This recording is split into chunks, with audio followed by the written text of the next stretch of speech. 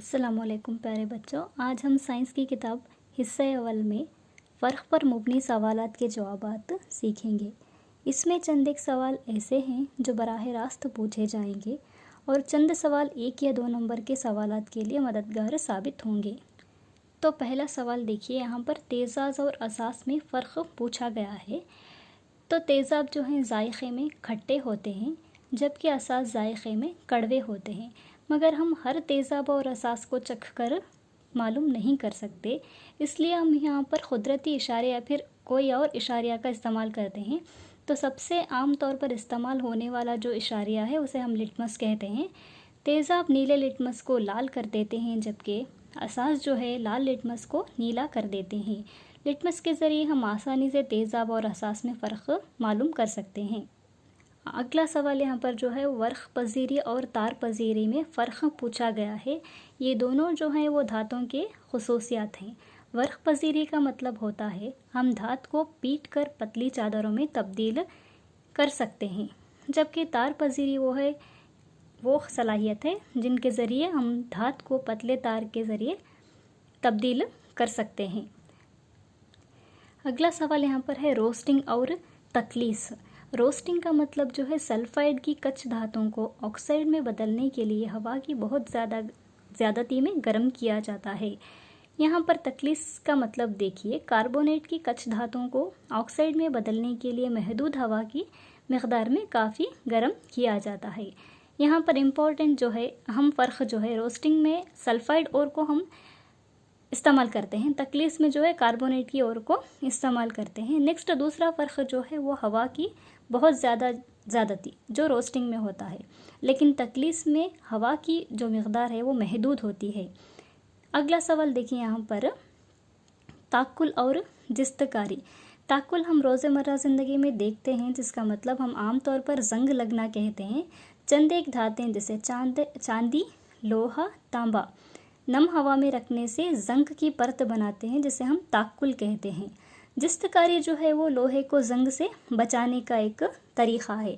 तो लोहे को जिस्तकारी से बचाने के लिए हम जिस्त या फिर उसे अंग्रेज़ी में जिंक कहते हैं, जिंक धात का इस्तेमाल करके परत चढ़ाई जा सकती है। इसके अलावा पेंटिंग से भी हम ताकुल की हिफाजत कर सकते हैं। अगला सवाल धात और भर्त में फ़र्क पूछा गया है। धात जो है एक खालिस अंसर है जिसमें तमाम जौहर एक किस्म के होते हैं। धात एक खालिस अंसर है जो हरारत और बरखेरों का उमूमन अच्छा मौसिल है, मिसाल सोना, चांदी, तांबा वगैरह। भर्त जो है वो दो या दो से ज़्यादा धातों में या फिर एक धात और एक गैर धात का मुतजानिस आमिज़ा है। मिसाल तौर पर देखिए अमलगम जो मर्क्यूरी की धात है या फिर भर्त है। भर्त जो है वो मर्क्यूरी, अमलगम भर्त जो है वो मर्क्यूरी और की एक भर्त है। नेक्स्ट शरियान और वरीदें।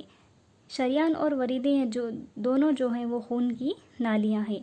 शरियान का काम जो है वो दिल से मुख्तलिफ अज़ा को खून ले जाना है, जबकि वरीदों का काम दिल को खून लाना है।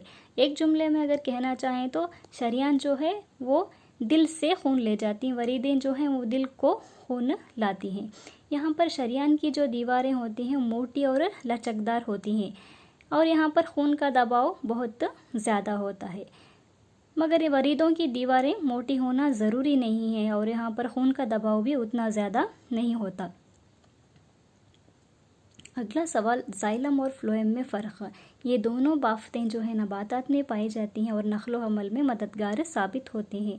जाइलम का काम जो है मिट्टी से पानी और मादनियात की नक़्ल व अमल करना है, जबकि फ्लोएम का काम पत्तों से ज़ियाई तालीफ़ के महासिलात मतलब तैयार शुदा ग़िज़ा को पौधों के दूसरे हिस्सों तक ले जाना है।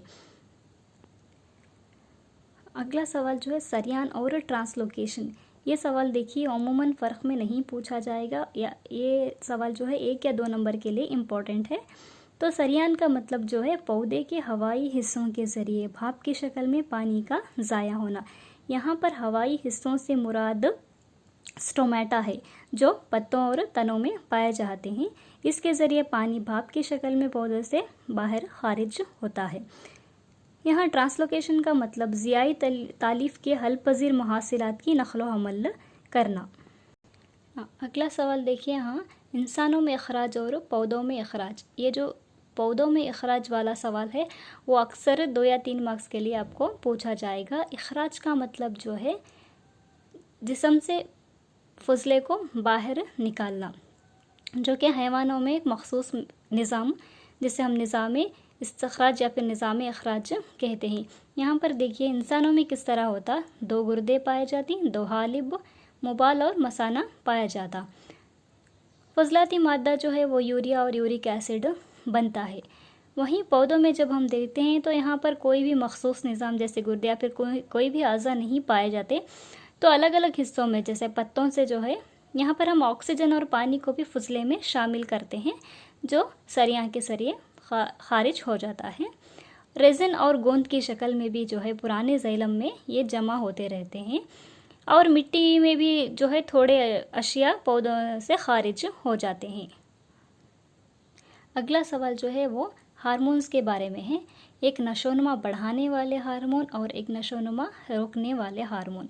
हार्मोन्स को जो है हम कीमियाई रसायन या फिर कीमियाई मैसेंजर भी कहते हैं।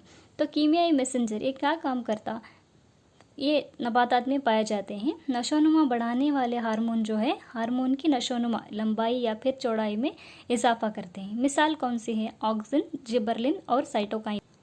यहाँ पर हम नशोनुमा रोकने वाले हार्मोन्स, तो चंद एक तलबा गलती से नशोनुमा बढ़ाने वाले और नशोनुमा घटाने वाले कहते हैं, लेकिन नशोनुमा जो है वो एक तरफा उसे घटाया नहीं जा सकता, तो हम नशोनुमा रोकने वाले लफ्ज़ का इस्तेमाल करेंगे।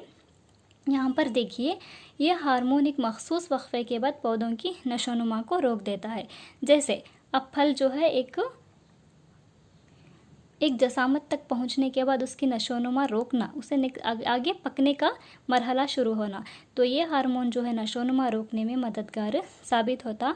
मिसाल जो है एब्सिसिक एसिड और इथाइलिन। एब्सिसिक एसिड का काम जो है पत्तों को पीले होकर दरख्ते से गिर जाते हैं, और इथाइलिन का हार्मोन का काम जो है फलों को पकने में मदद देता है।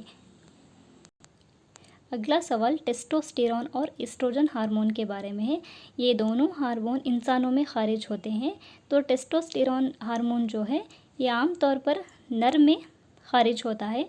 इसका काम जो है इंसी हदूद में खारिज होने के वजह से इसका काम जो है नर में जिनसी अज़ा की नशोनुमा में मदद करता है, जबकि एस्ट्रोजन बेज़दान में खारिज होता है और ये मादे के जिनसी अज़ा की नशोनुमा और हैज़ वग़ैरह की बाकायदगी में मदद करता है।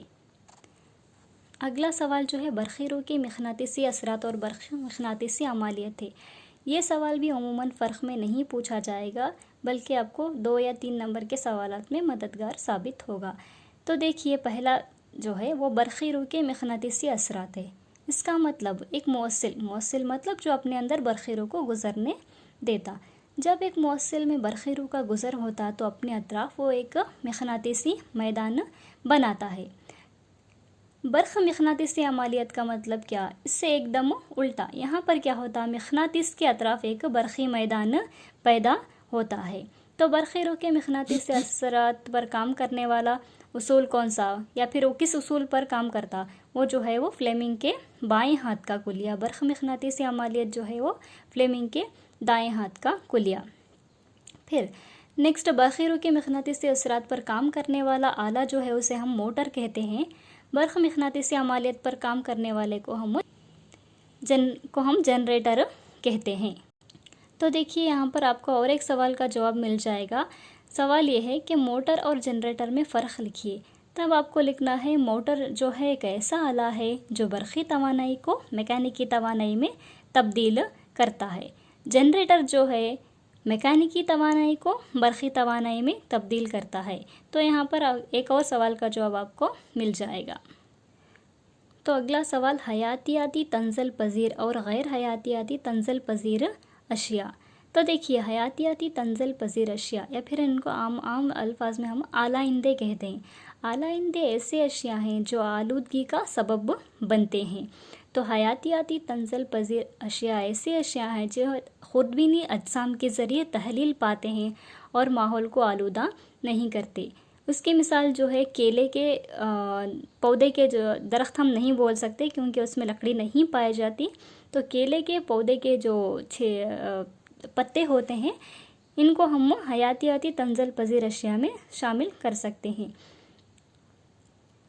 गैर हयातियाती तंज़ुल पज़ीर अशिया ऐसी अशिया हैं जो माहौल में तहलील नहीं पाती।